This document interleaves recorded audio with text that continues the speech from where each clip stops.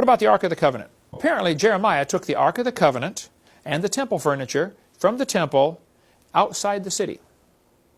There's a tunnel called Jeremiah's Passageway that's caved in several spots. Richard Reeves, who worked with Ron Wyatt, has been working on this for years, digging out this tunnel. Some places are still open. But there's all kinds of tunnels under Jerusalem. I mean, there's another city under that city. Okay? And who knows what hasn't been discovered. But apparently they took the Ark of the Covenant and all this temple furniture outside the city wall, but inside the siege wall. Well, if you look at where that arrow is pointing, that is Golgotha, the place where Jesus was crucified. The garden tomb is right there. I was there a couple years ago. I'm going again in the spring back to Jerusalem. Oh, it's incredible. If you get a chance to go to the Holy Land, get over there. It's called the Place of the Skull. Jeremiah's grotto is now a place where they store bananas. A couple of Muslims own it, and they store fruit there to sell. But apparently in Jeremiah's grotto, all this, you can see it there, Place of the Skull, where they stoned Stephen, the garden tomb, the Gordon's Calvary. Jesus was crucified right there. He was buried just a short distance away in the tomb. And we get into more later on the crucifixion site. But Ron was digging in that area, Ron Wyatt, who died in '99. And you can get all of his discoveries from our ministry. There's only, I think, 2 people that sell his DVDs, him and us.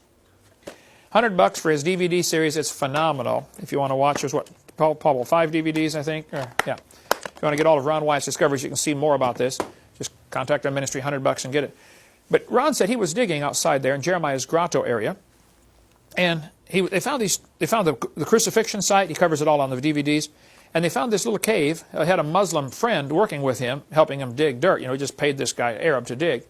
He was squeezing down in this little hole, digging around, and he came out screaming, I quit, and left.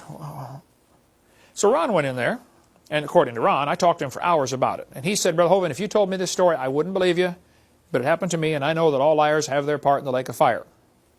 I knew Ron personally. I think he was a good man. If I was God, I would let him find this kind of stuff because he wasn't looking for glory. He was looking to glorify God. So other people, other Christians, and even good friends of mine say, "Oh, Ron's wrong." He's, I get blasted for even mentioning Ron.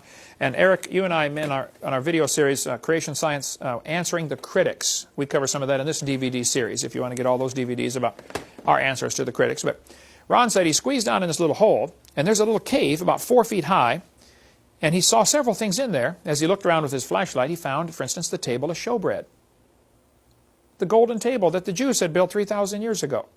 Jeremiah hid that stuff in there, built a false wall in front of it. And there's this concrete box, like a concrete, but it's actually a rock, hollowed out. And when the lid was broken, according to Ron, he went over there and he looked at this lid, and he couldn't see in it because the ceiling's too short. But all over this lid was a black stuff like dried ketchup. It turned out to be dried blood, according to Ron. Right above the crack in the lid was a crack in the ceiling of this little short cave. That crack in the ceiling went all the way up to where Jesus was crucified, 20 feet straight up through solid rock. All this is according to Ron. I've never seen that. But there's other folks who say, yep, that's correct. I mean, I don't know, but it preaches good, at least. Apparently, Jesus died on the cross, and his blood ran right down onto the mercy seat, which is where the blood was supposed to go when there was a sacrifice. Because Jeremiah had stuck it there 600 years earlier. And the blood ran right down into the mercy seat. Now, Uzzah put forth his hand and touched the ark, and God killed him. So when Ron told the Jewish authorities, hey, here's your ark, they said, oh, we're not going to touch that. It's still there.